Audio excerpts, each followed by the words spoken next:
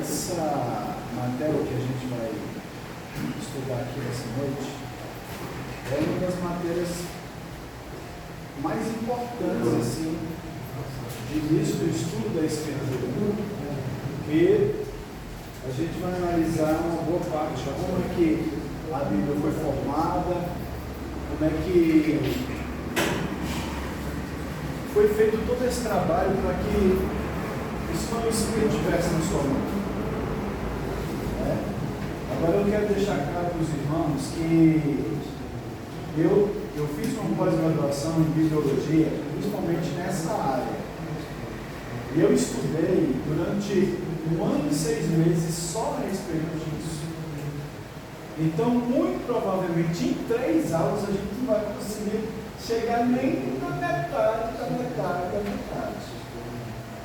Mas o máximo possível de conhecimento que eu puder passar aos irmãos, eu acredito. E outra coisa, como o tempo é curto na questão de aprender sobre essa matéria, então eu não vou ficar muito preso ao... Eu espero que vocês leiam em casa, ok? E eu não vou ficar muito preso à questão do livro em si. Você pode ler, se tiver alguma dúvida a gente tira, né? Mas a gente vai ficar mais preso a coisas que eu achar que há importância dentro da matéria. Ok? Entendido? Mas a gente não vai deixar de ler. A gente não vai deixar de ler o livro que foi proposto para essa matéria. Por que é necessário estudar bibliologia? E às vezes eu vejo um pouco de uma certa ignorância, quando a pessoa pensa, não, eu não preciso de estudar.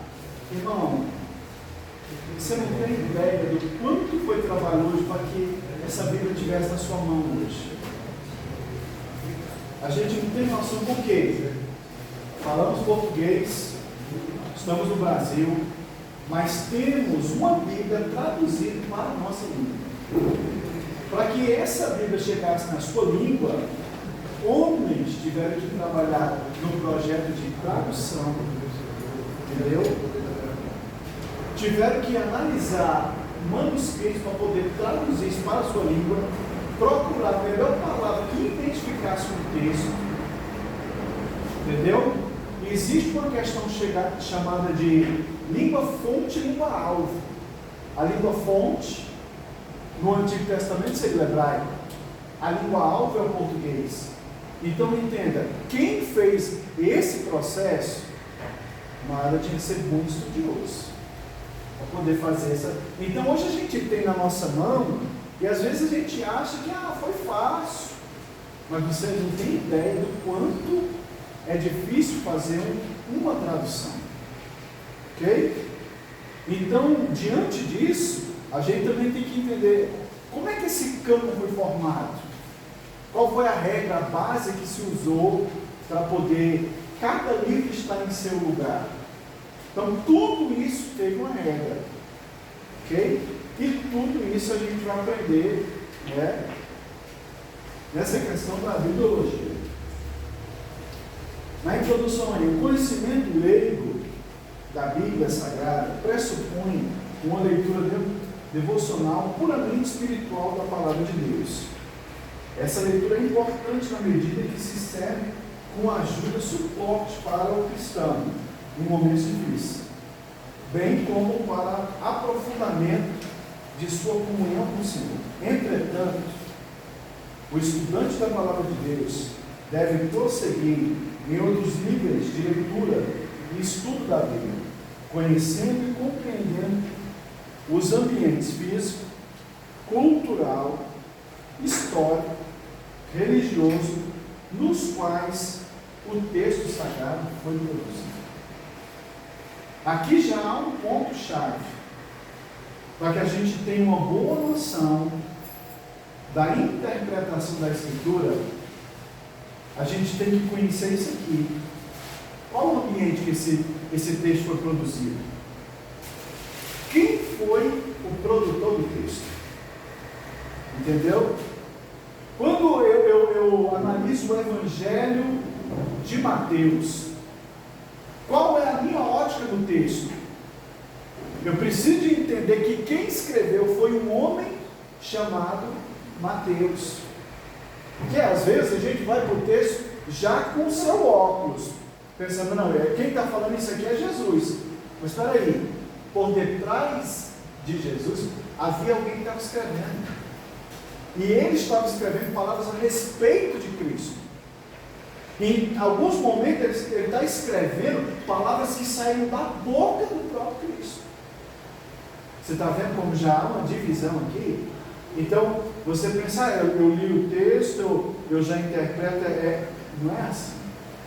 Ambiente físico, ambiente cultural, o ambiente histórico e o ambiente religioso. Como é que é? Você tem ideia? Eu estou fazendo um estudo agora, nesse exato momento, sobre o ambiente do Novo Testamento. Como é que foi escrito esses textos? Qual o local que foi escrito? E o local, eu não me refiro ao lugar em que o camarada se sentou à mesa, não. O ambiente cultural da época. Tinha uma cultura, tinha um ambiente. Nós estamos hoje estudando, iniciando um processo de uma matéria chamada Bibliologia, no período pós-pandemia. Não tem um contexto histórico?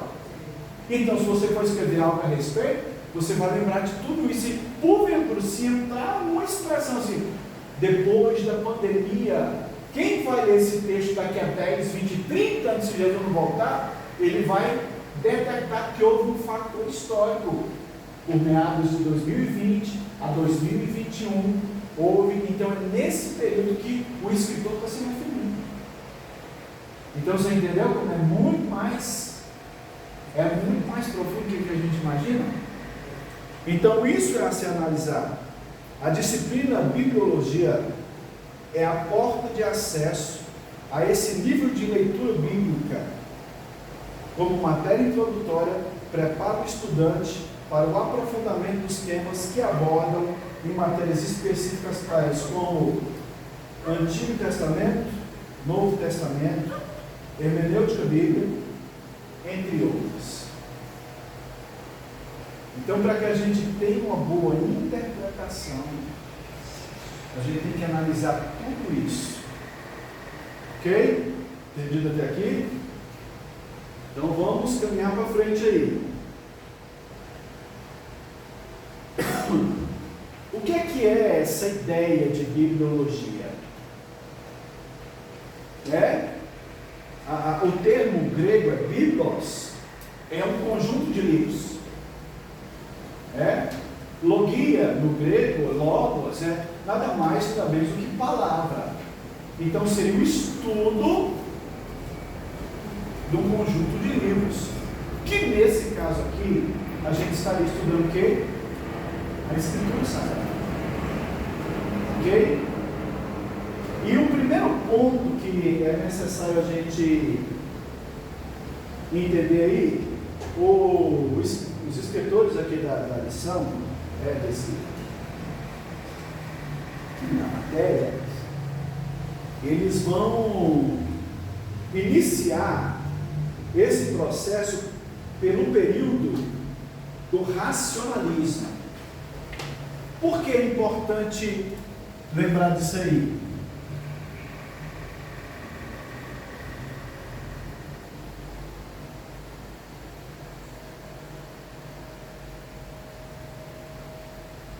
Porque nesse período do racionalismo é onde surge o liberalismo teológico. O período do racionalismo foi o período da razão, onde os homens começaram a pensar e achavam-se que eles estavam no... É chamado também de iluminismo. Eles achavam que eles estavam entrando numa nova era de conhecimento, de razão, e nesse sentido, eles começaram a pensar as coisas e pesar as coisas sobre a racionalidade. Então, diante disso, eles poderiam pensar em algo que a razão tivesse uma explicação para isso. Por exemplo, a luz, eu tenho como dizer como é que essa luz está chegando aqui. Ok? Na época deles, digamos, se usasse uma lamparina, tinha um mecanismo de, se eu fosse fazer um experimento, provar como é que aquela luz se acendia. Agora, no âmbito da fé, tinha como eu provar essa questão de fé?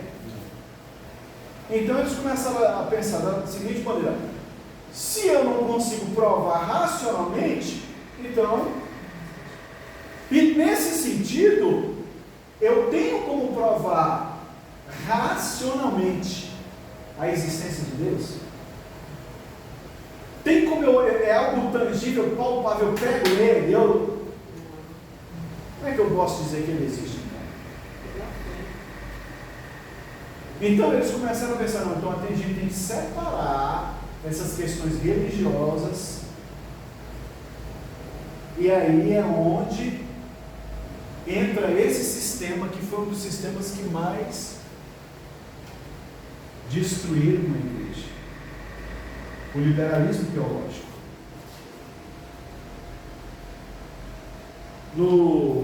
Bem, vocês lembram, já devem ter ouvido falar, que a reforma protestante, ela surge no século XVI, com Martinho Lutero, 1517, quando Martinho Lutero coloca na porta de Wittenberg, a catedral da época, as 98 teses contra o papado.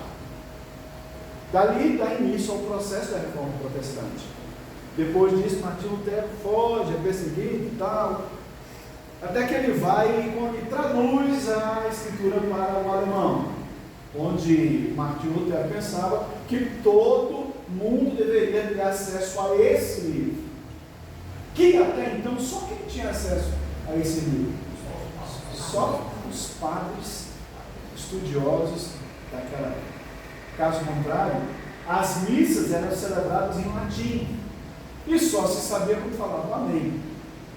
Então, a plebe, o povo, não tinha acesso a esses escritos. Então tinha que se acreditar no quê? No que a igreja católica dizia. Nesse período é que surgem muitas heresias. Entendeu? Nesse período é que surge muito. E então, depois da reforma, aí começou um outro processo.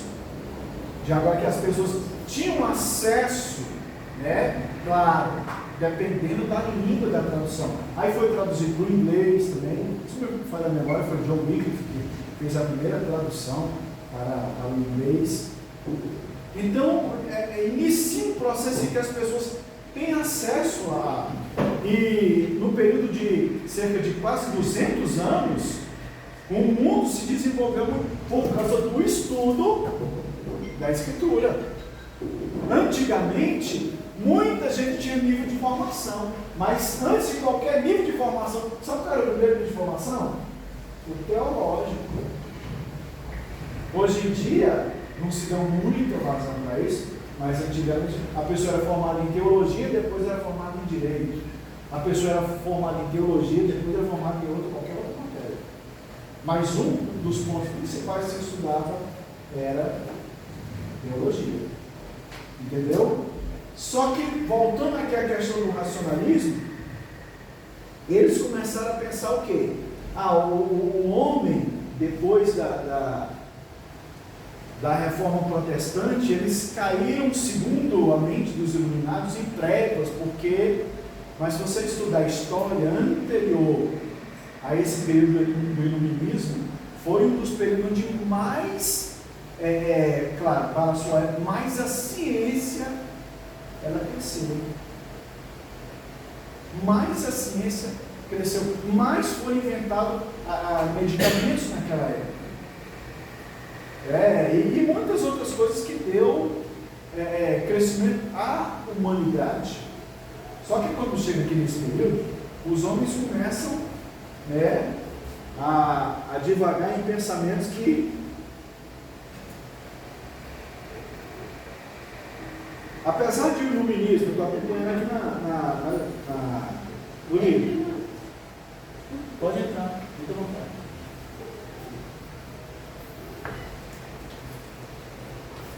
Apesar de o iluminismo ter contribuído no desenvolvimento da sociedade europeia, onde a razão deveria explicar muitas questões que estavam obscuras, ele trouxe sérios perigos à fé cristã. Influenciados pelo pensamento de que tudo deveria ser explicado pela mente humana, muitos cristãos defenderam a ideia de que a Bíblia deveria estar submissa ao crivo da razão.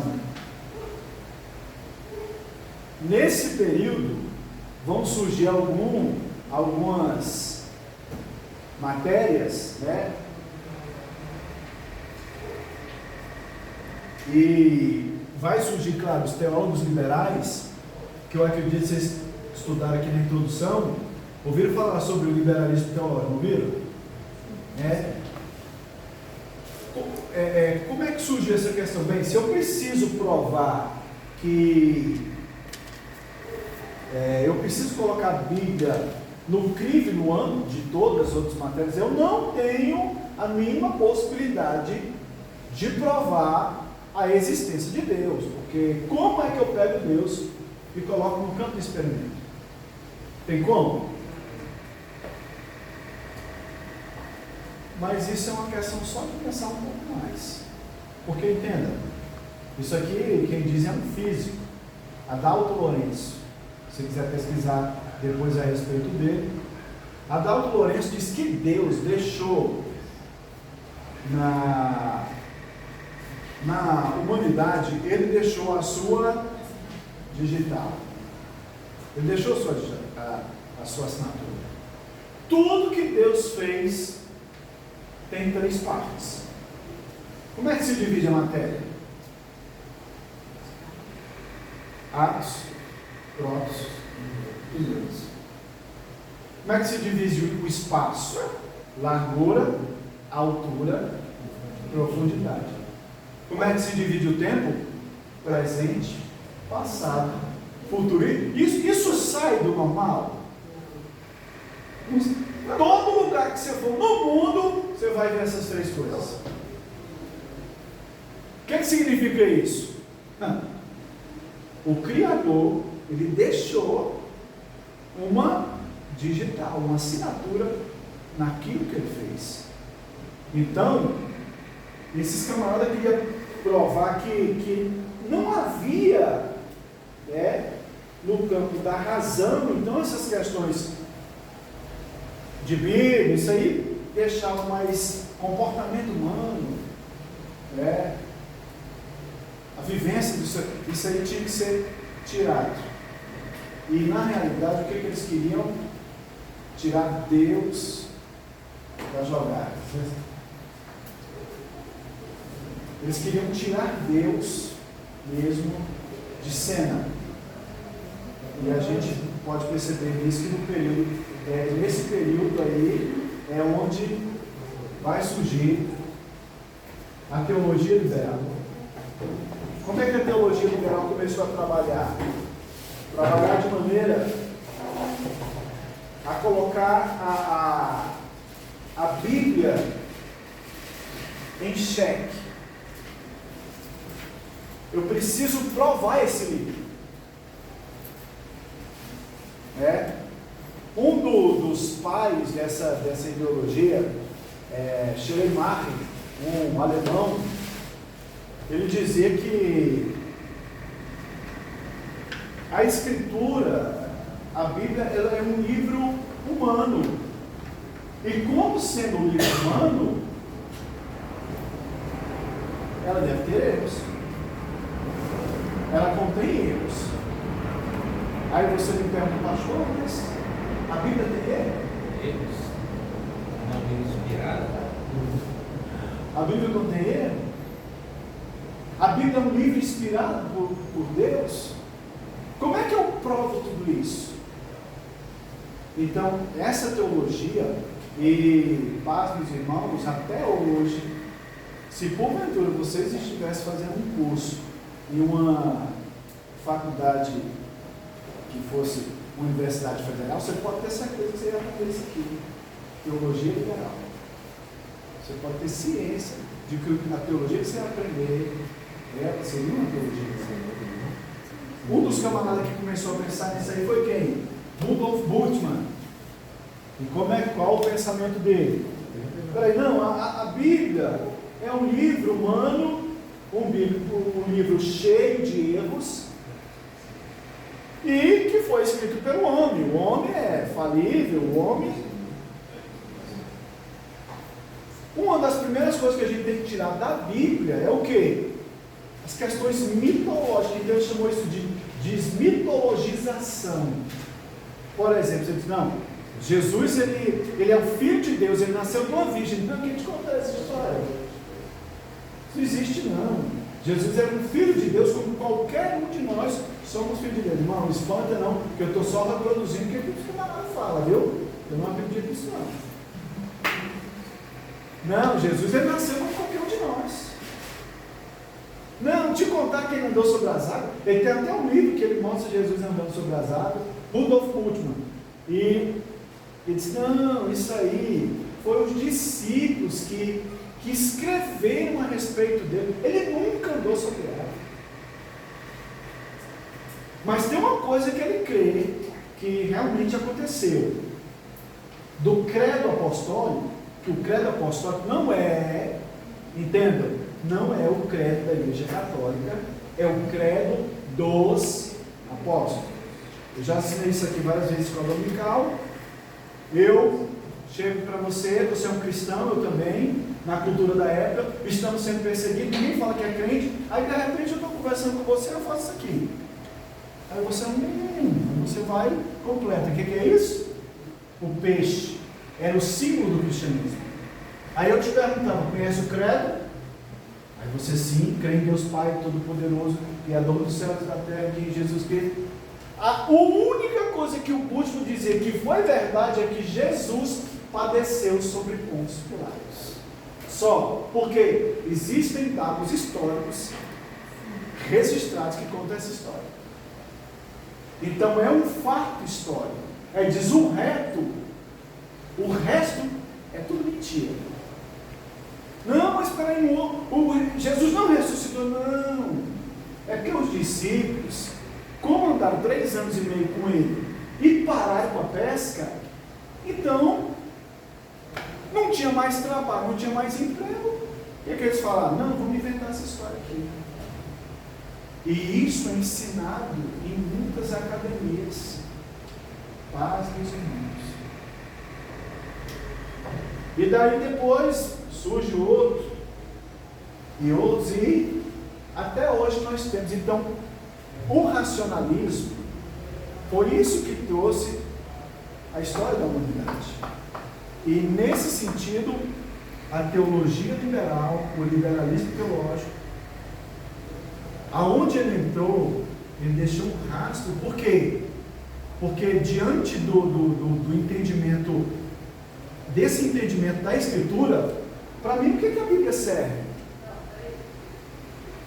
Aí vem Karl Barth e diz, não, peraí, a Bíblia não é desse jeito, não. A Bíblia, ela não é um livro cheio de erros, mas ele contém a palavra de Deus. Contém. E quando contém a palavra de Deus? Quando eu leio, e isso vira a palavra de Deus para mim. De acordo com o quê? Com a minha experiência religiosa. Quando eu leio esse livro, e eu sinto alguma coisa, aí Deus está falando comigo, então eu tenho uma experiência religiosa, e aí ela se torna a palavra de Deus. Mas entenda uma coisa, esse livro é a palavra de Deus, lendo você ele ou não. Esse livro é a palavra de Deus, crendo você nele ou não. A Bíblia não precisa da minha autorização para dizer que ela é a palavra de Deus, ou que Deus existe.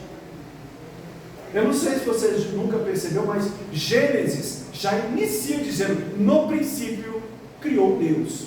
Ponto final. Se você crê ou não crê, Aí você pensa, um cara desse ainda dava aula de quê? De teologia.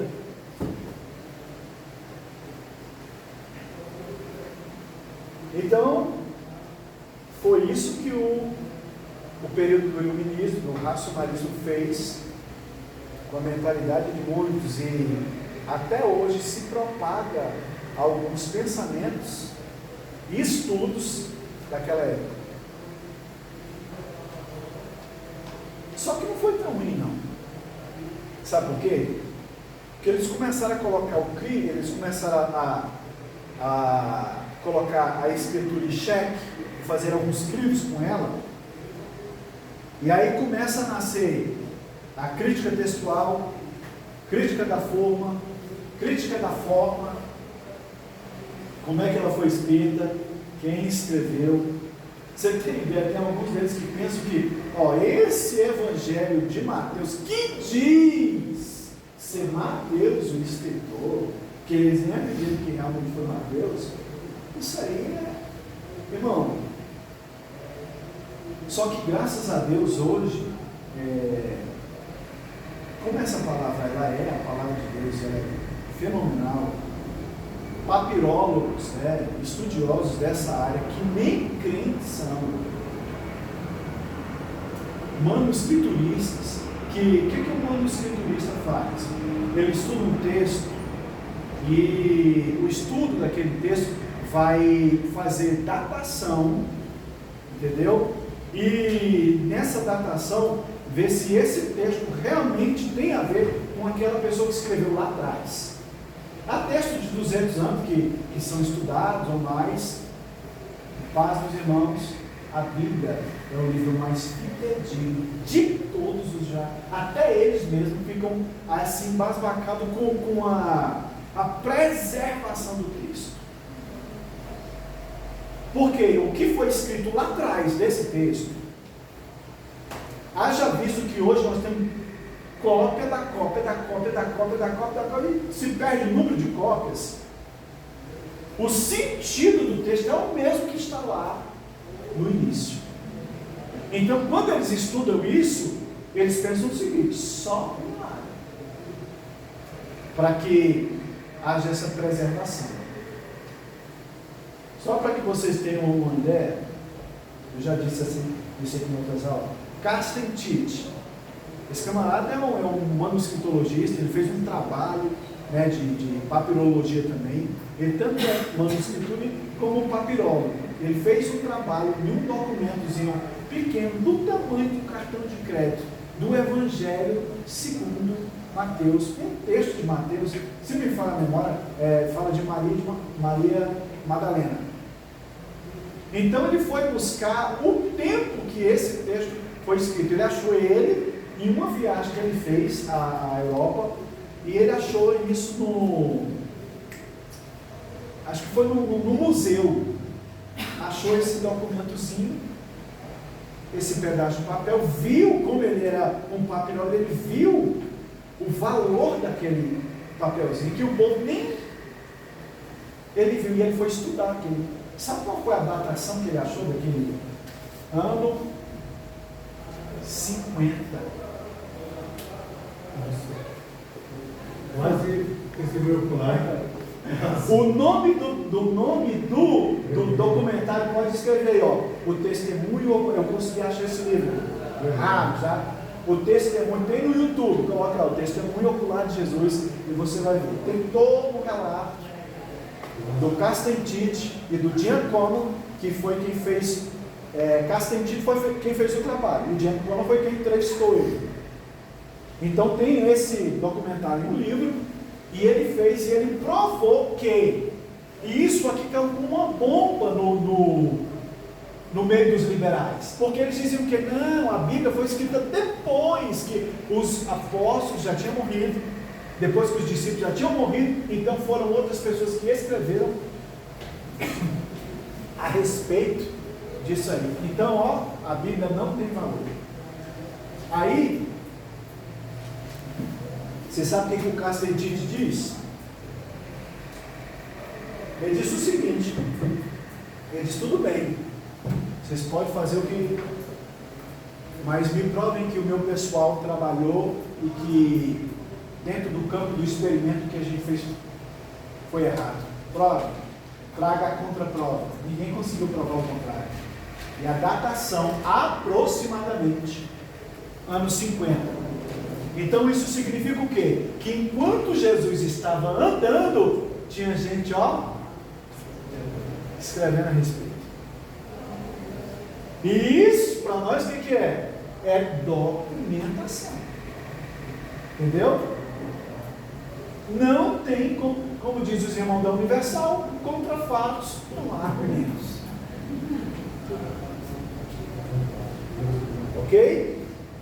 Pastor, só complementando, eu estava lembrado de eu ouvi uma palestra, também tem os manuscritos, né, que foram encontrados no Mar Morto, né, em 1940, e nas cavernas, né, que também quando fazem o confronto, né, a palavra continua a mesma e são datados já praticamente da época de Jesus e até mais antigos, né? Sim, foram achados lá, por exemplo, né? E o Castantite, ele foi atrás de quem tinha achado e achou um também de Marcos, mais ou menos do mesmo tamanho do de Mateus, e a datação batia um com o outro.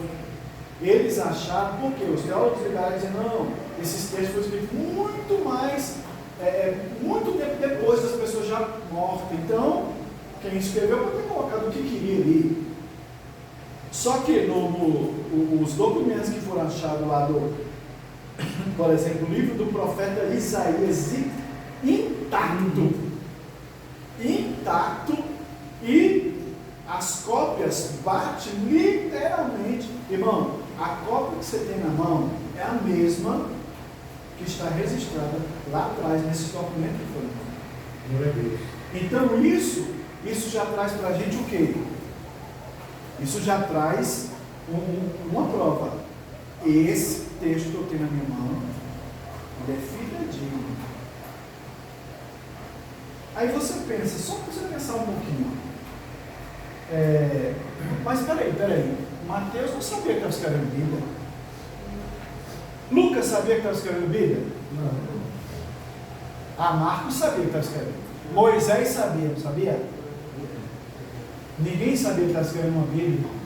E quem foi que preservou esses documentos e hoje tem a gente privilegiado aqui dentro? Então isso é milagroso. Quem preservou esse livro aqui foi o autor dele. Quem é o autor dele? O Espírito Santo. Ele tem vários escritores, mas autor só um. O Espírito Santo de Deus, que faz juntar todos esses documentos e hoje a gente tem aqui traduzidinho na nossa mão. Ok? Entendendo essa parte do raciocínio? Irmão, eu tenho que passar aqui, como eu disse para vocês, eu estudei bibliologia 1 ano e 6 meses e eu ainda não consegui estudar tudo. Então, para a gente desenvolver essa questão aqui em 3 aulas, milagre, viu? Então, a gente vai ter que passar aqui. Agora faça igual diz um professor meu de hebraico. É igual desarmar bomba. Se você não aprender e não anotar, explode. O cânon das Escrituras é o conjunto dos livros inspirados por Deus, portanto, livros sagrados, ensinos que foram transmitidos pelo próprio Deus, por meio de inspiração, visão ou manifestação verbal audível. Há homens que os registraram por escrito, para que fossem preservados e repassados com fidelidade à humanidade, a fim de, por meio deles, as pessoas pudessem saber corretamente sobre Deus, crer e se relacionar pessoalmente com Ele para a salvação. Esse aqui é um ponto importante. Entenda uma coisa. Isso aqui você precisa de anotar aí, viu?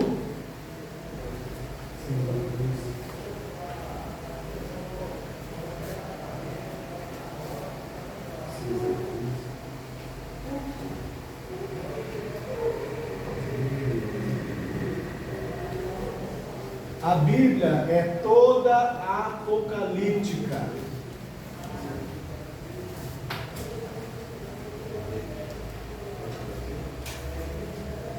Entenderam? A Bíblia é toda apocalíptica. Você crê ou não crê? Por quê? Hã? Porque ela é a revelação.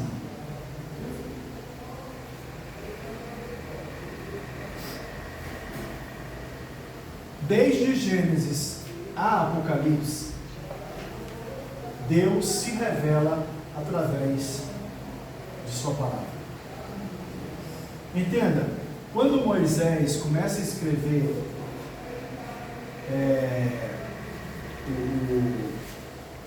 o que a gente chama de Torá, né?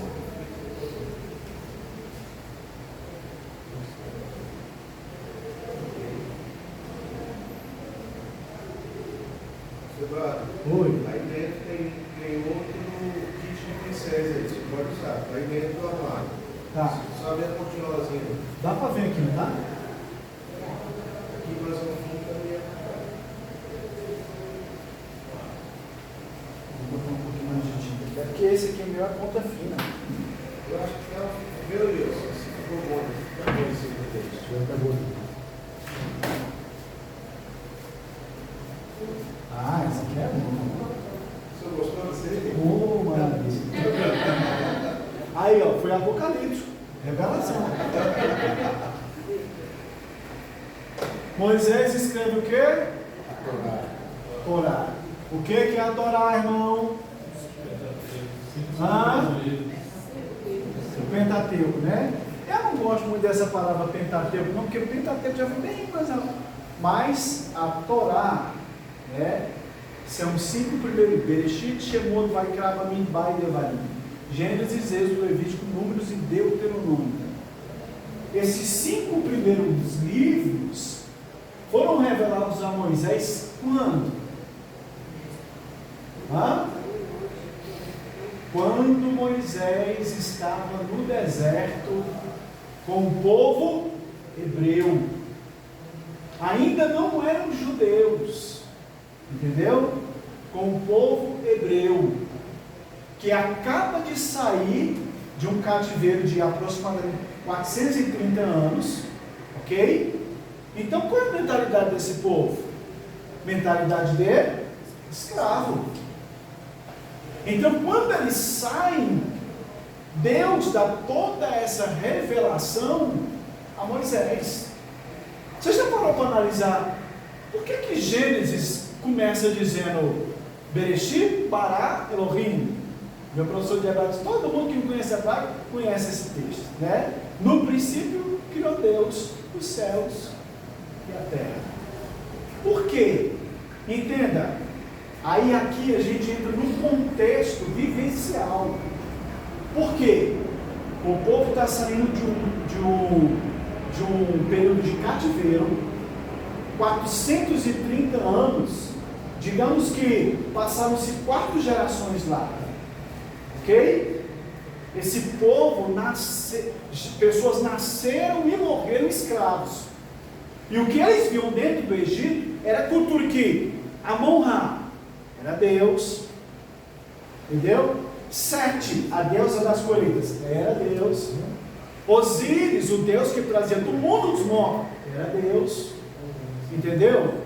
Que o Nilo era Deus, e que na beira do Nilo produzisse vida, e o ser humano, segundo a lenda egípcia, o ser humano veio dali, das margens do Nilo. Aí o Deus Todo-Poderoso vai dar a Moisés todo esse texto que a gente tem aqui de Gênesis, para quê? Para revelar para ele qual era a verdade. Entenda, Gênesis já é uma tese de Moisés em defesa do Deus Todo-Poderoso. Entendeu? Gênesis é uma tese de Moisés, mostrando que o homem não veio do Nilo. Por quê? Porque Deus criou o homem conforme sua imagem e sua semelhança. Que Amon-Ra não é o Deus só o que deu luz, porque Deus cria os astros. Entenderam? Então, todo esse aparato e esse texto que Deus dá a Moisés é justamente para combater as heresias daquela época já, irmão. Ok? Então, quando Moisés escreve a Torá, aqui a gente já vai ter uma noção. É claro que o que eu estou falando para vocês aqui já é um contexto cultural e vivencial da época. Deus já está se revelando ao homem. Mas lembrem-se, até que Deus se revelasse e desse o texto por escrito a Moisés, muita história tem para trás. E essa história que a gente tem para trás, é difícil a gente conseguir remontar ela todinha. Por isso que temos que entender que quando Deus dá e conta toda a história desde o início da humanidade, né, que era necessário que eles entendessem como foi o processo criacional. E diante desse processo criacional, houve um Deus que fez todas as coisas. Por isso que o texto inicia com a expressão. Vou escrever no português, né?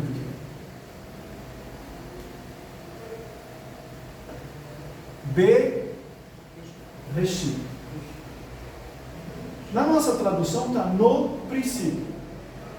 Mas se você perguntar para o judeu o que é o Bereshit, ele vai falar da ponta do alto da cabeça. Que? Da ponta? Por quê? Porque da ponta do alto, para a gente, na nossa cultura é meio difícil de entender, mas quando fala isso para eles, da cabeça pensante do Eterno, tudo isso foi criado. O radical, sabe o que é um radical, né, irmão? O radical de Reshit, isso aqui é só preposição, né? É isso aqui, ó. Rosh. Rosh em hebraico é cabeça.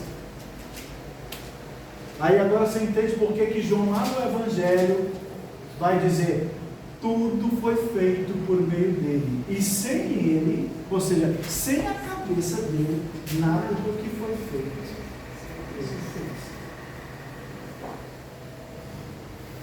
Entendido?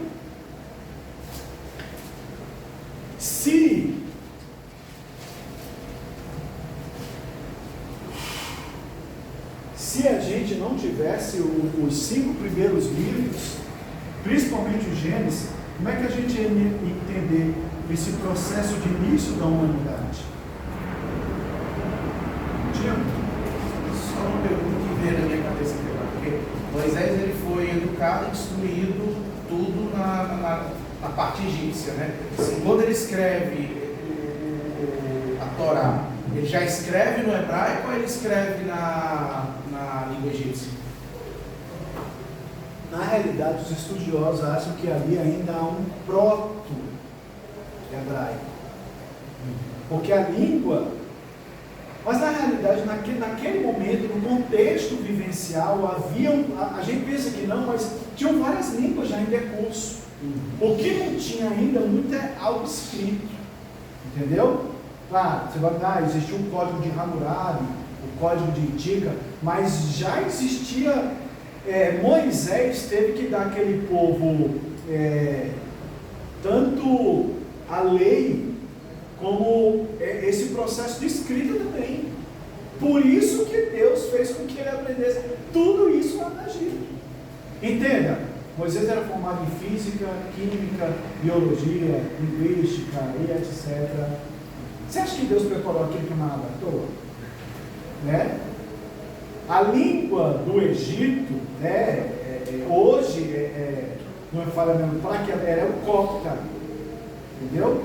Era o copta. Mas essa língua hebraica, ela já existia, só que não existia como a gente tem hoje, mas por exemplo, o Aleph, né? Se não me falha a memória, era mais ou menos assim, ó. Ele parecia um boi. Aí ele só transcreveu essas letras.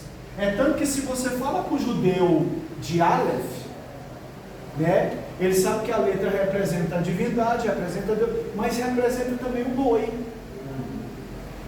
Representa também, porque naquela, por exemplo, o Beit, a segunda letra do alfabeto hebraico, né? O Beit, sabe o que representava para o judeu isso aqui? Uma casinha. E por isso que a palavra Beit em hebraico é casa. Então já existia sim um entendimento. Então Moisés só escreveu. Ele fez um processo de adaptação. Né? Tanto que o hebraico ele não é só letra, quanto ele também é número.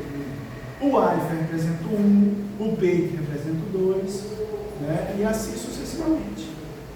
Então, foi necessário esse processo. Não está na hora do intervalo, não é? Me avisa aí, viu? Porque se deixar. Falta quantos? 5 minutos, né? Se deixar, a gente é igual a escola dominical, não vai ver agora. Vocês estão entendendo até aqui? Sim. Hã? Sim.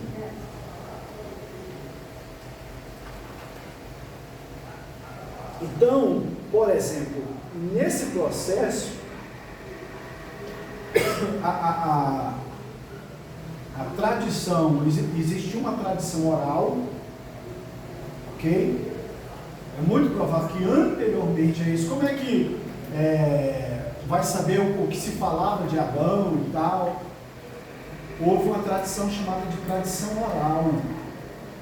E entenda, os judeus, eles ficaram tão bons nesse negócio de tradição oral, que se eles perdessem o texto, eles o citariam todo de cor. Só uma deixa. Alguém já assistiu o livro de Eli? Filme? Lembra? O Eli estava muito preocupado em guardar o manuscrito e não estava se preocupando em guardar. Depois que ele já tinha lido todo o livro, perdeu o livro, o que é que ele faz? Aí ele vai para o lugar lá e ele, só escreve do jeito que eu vou te falar aqui, e escreveu toda a escritura novamente. Então existia uma tradição oral. Agora os liberais querem pegar isso aí e tentar voltar lá atrás para saber, foi essa palavra mesmo que foi dito? E não, isso aí já é uma coisa que procurar mesmo arrumar pretexto. Isso, na realidade é como diz, isso é prosopopeia flácida para carregar bovinos. O que é isso, pastor? Conversa mole para boi dormir. Então, houve um processo de formação nesse.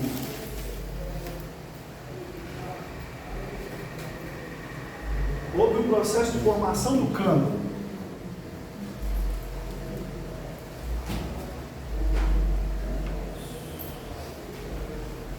Paulo vai usar, se não me falha a memória, o texto aos Gálatas, Paulo vai usar essa expressão, cânon. E a ideia do cânon aqui, o que era o cânon? Cânon para eles naquela época era a vara de medir. Era a régua. Esse era o cânon.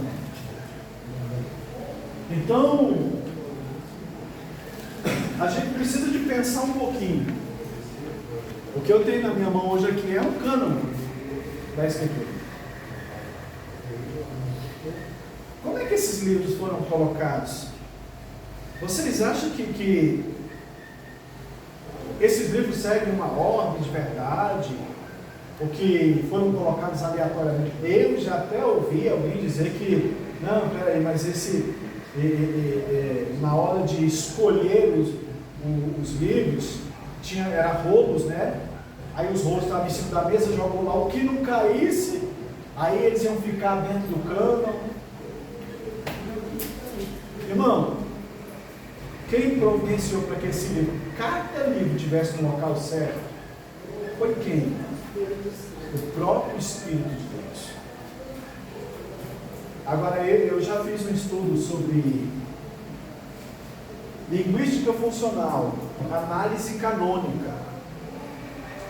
A análise canônica, ela vai nos mostrar que cada livro, ele está colocado no lugar certinho onde deveria estar.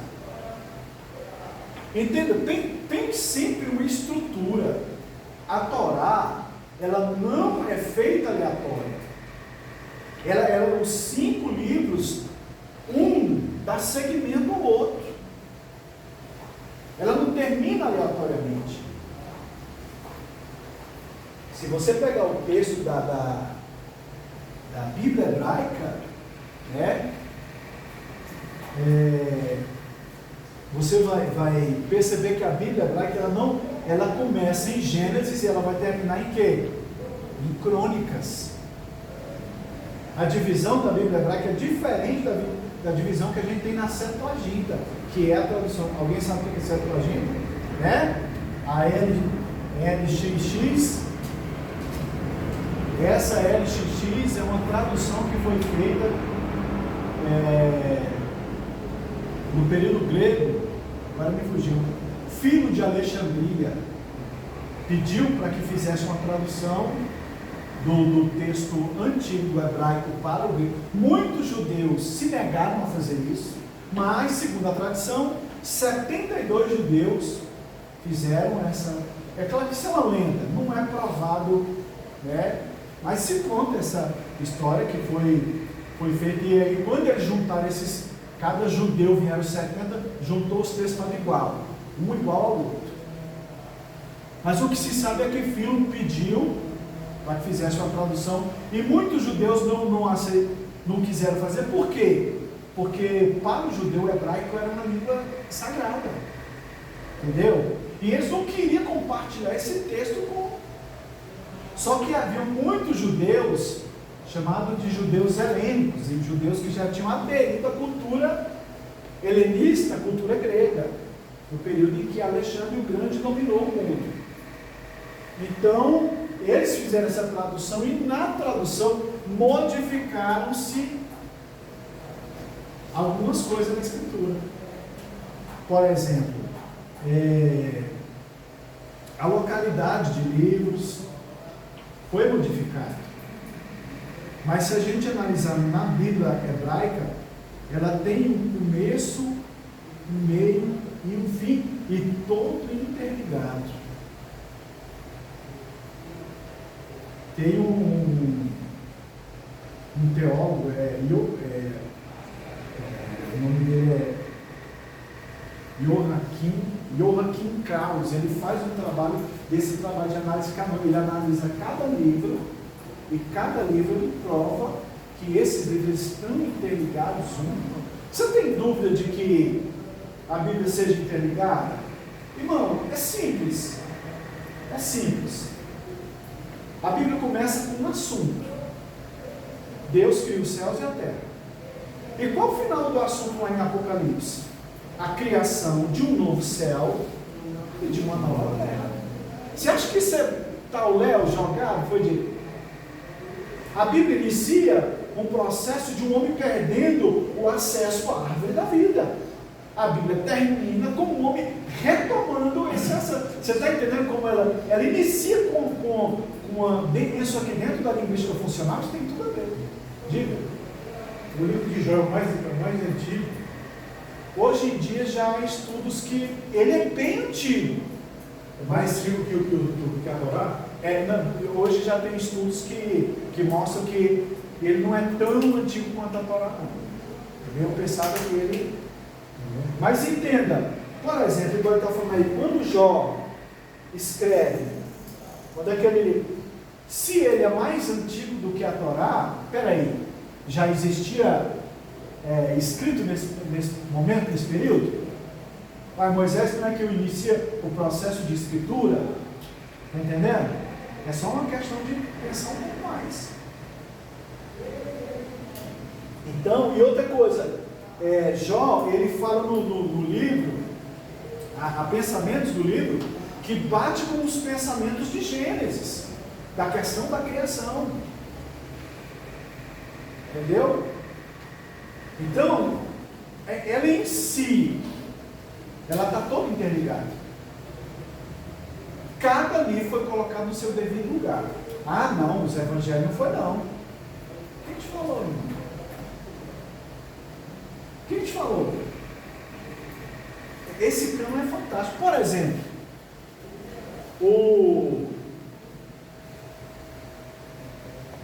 por que está Mateus, Marcos,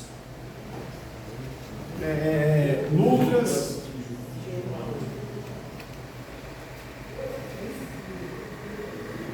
Dentro da análise canônica do Novo Testamento, a ideia dos evangelistas que escreveram, eles estão primando sobre essa expressão. Messias, né? Ou Mashiach. Por quê? Tem gente que diz, o Messias ele tinha que vir da tribo de quem? Yehudá, né? O que é a palavra Messias? Messias é no hebraico, do grego é... O que significa essa palavra? Hã?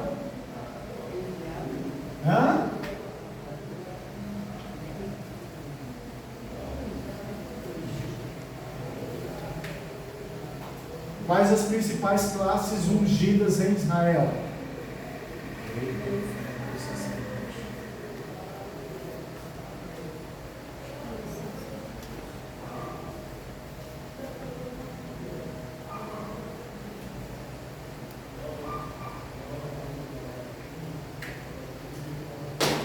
Você tem dúvida de que Mateus apresenta Jesus como rei? Você tem dúvida de que Lucas apresenta Jesus como um sacerdote maior do que o sacerdócio levítico que havia? Por quê? Olha só um exemplo. Quando Lucas inicia o Evangelho, ele já vai iniciar com a questão de Zacarias, né? Lucas vai falar sobre Zacarias. Ele inicia o Evangelho assim. Aí ele vai dizer que Zacarias foi chamado para ser quem ia fazer o culto naquele dia. Ele era daquela ordem, né? E aí ele é chamado, ele entra lá, e quando ele entra, ele tem uma visão. Ele vê o anjo diz para ele: Zacarias, as tuas orações têm sido ouvidas.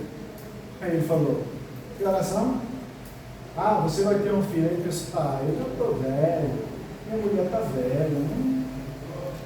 Aí o que o anjo disse para ele? O Zacarias: eu assisto diante de Deus. Ou seja, eu estou diante de Deus. Eu nunca vi Deus falar uma coisa, mas eu vou fazer. Aí ele falou: não acredito nesse negócio não. Não creio. O que aconteceu? O que aconteceu com ele? E quem fez isso com ele, irmão? O anjo, né? Ele saiu de lá mudo e ainda surdo. Culturalmente, quando o sacerdote saía de dentro do lugar lá do incensário, ele saía lá fora, na porta. O que ele tinha que fazer? Primeira coisa que ele tinha que dizer: Deus aceitou o sacrifício. Ele fazia uma explanação da Torá, ele lia um texto e fazia a explanação, e depois ele levantava a mão direita e fazia a bênção arônica. Lembra da bênção arônica? E eu arregado Adonai veish melera, e aí Adonai banavilera vimoneha, e Adonai banavilera, e ashleha shalom. Você não sabe o tanto que eu tive que ler para poder aprender forte. Aí, quando ele falava isso, aí o pessoal sabia, Deus aceitou e ele despediu o povo. Quando ele saiu lá fora, o que ele fez? Ele falou alguma coisa? Não fez nada. Aí fecha a cena, entendeu? Fecha essa cena. Nós vamos dar uma pausazinha já. Deixa eu só encerrar com esse pensamento que a gente vai dar. Fecha essa cena agora de Zacarias, ele ainda aparece, vai aparecer um pouco. Fecha a cena. Agora vamos lá para o final do Evangelho.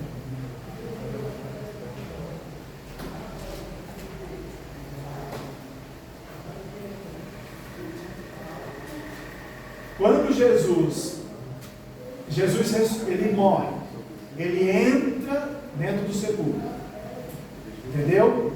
Segundo o relato de Hebreus, Jesus entrou lá no Santo do Santo, foi? O sacrifício foi assim, Jesus volta e ressuscita, ok? Quando Jesus volta e ressuscita, olha o que vai acontecer aqui, ó. Lá no final do Evangelho de Mateus, a partir do verso 44. Lembra que Jesus está andando com os discípulos no caminho de Emaús? Quando Jesus ressuscita, ele está andando. Olha o que. Agora, análise do contexto canônico. Jesus volta.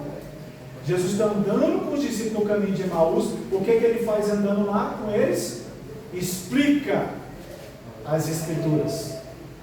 Você não sabia que estava escrito a respeito do Messias na lei de Moisés? Aí o texto vai dizer que Jesus, de Moisés até os profetas, ele explica tudo que estava escrito a respeito dele. Ok? Depois que Jesus faz isso, aí no verso 44 também Jesus diz, ó, lá no final de Lucas, são essas as palavras que vos falei, estando aqui. Jesus está explicando o texto, tá? Aí aqui, ó, o verso 50. Então os levou para Betânia, erguendo as mãos, os abençoou. As três coisas que o sacerdote não fez lá, e se calou, porque o sacerdócio de Israel nessa época estava já corrompido, Jesus faz. Jesus, segundo o relato de Lucas, ele é o sacerdote acima da ordem de quem? Melquisedeque. Vamos tomar uma água ali, depois a gente